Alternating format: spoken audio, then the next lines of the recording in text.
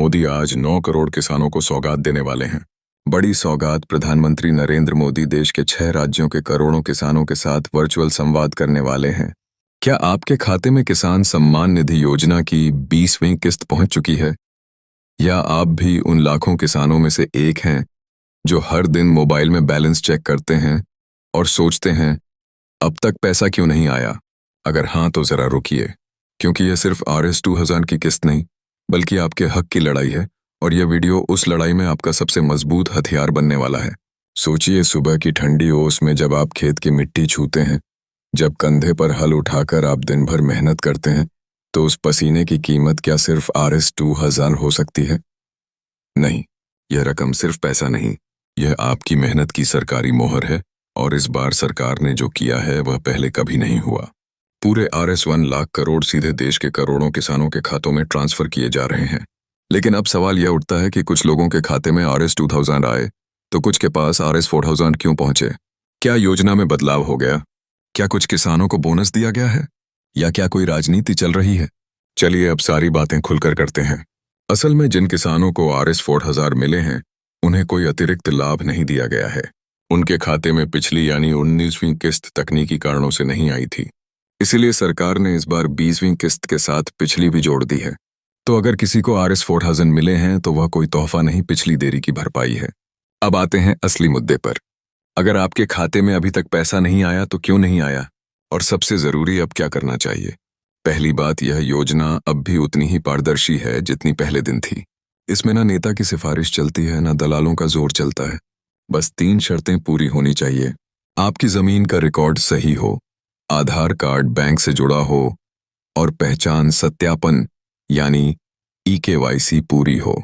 और अगर इनमें से एक भी चीज अधूरी है तो आपका नाम सूची से बाहर हो सकता है, चाहे आप कितने भी सालों से योजना में जुड़े हुए हो। अब जरा जानिए कि आप अपनी स्थिति कैसे जान सकते हैं। प्रधानमंत्री किसान की सरकारी वेबसाइट पर जाइए, लाभार्थी स्थिति वाले विकल्प पर क्लिक कीजिए, आधार या मोबाइल नंबर डालिए और देखिए पैसा भेजा गया है या अटका हुआ है। अगर लिखा है भुगतान प्रक्रिया में है तो थोड़ा इंतजार कीजिए। पैसा रास्ते में है, लेकिन अगर लिखा है अस्वीकृत तो सावधान हो जाइए। कहीं आपका आधार बैंक से नहीं जुड़ा है, या शायद पहचान सत्यापन अधूरा है, या फिर बैंक खाता ही NPCI से लिंक नहीं है। और यही वह जगह है जहां सबसे ज्यादा किसान चूक जाते हैं। उन्हें लगता है पिछली बार पैसा आया था तो अब भी आ ही जाएगा, लेकिन ऐसा नहीं होता। सिस्टम में बदलाव आते रहते हैं। अगर आपने पोर्टल पर 6 महीने से लॉग इन नहीं किया, बैंक खाता बदल लिया या दस्तावेज अपडेट नहीं किए तो सिस्टम आपको रोक सकता है।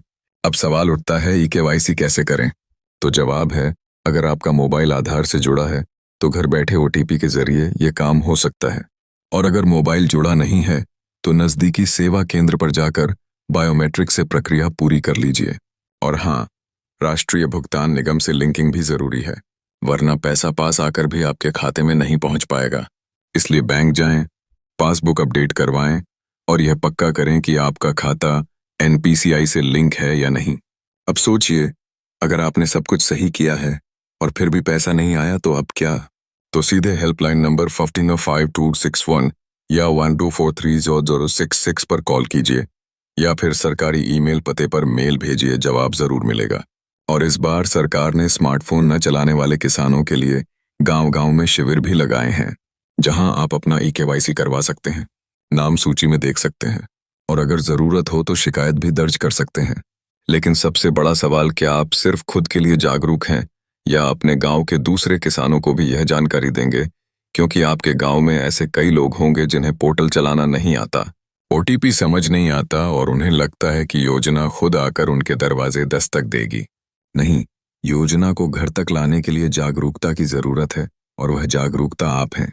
तो अगर इस जानकारी से आपकी कोई उलझन सुलझी है, अगर आपने कुछ नया जाना है, तो बस एक छोटा सा काम कर दीजिए। इस वीडियो को लाइक कीजिए, चैनल को जोड़ लीजिए और नीचे कमेंट करके बताइए कि आप किस राज्य से हैं और क्या आपको 20वीं किस्त मिल चुकी है।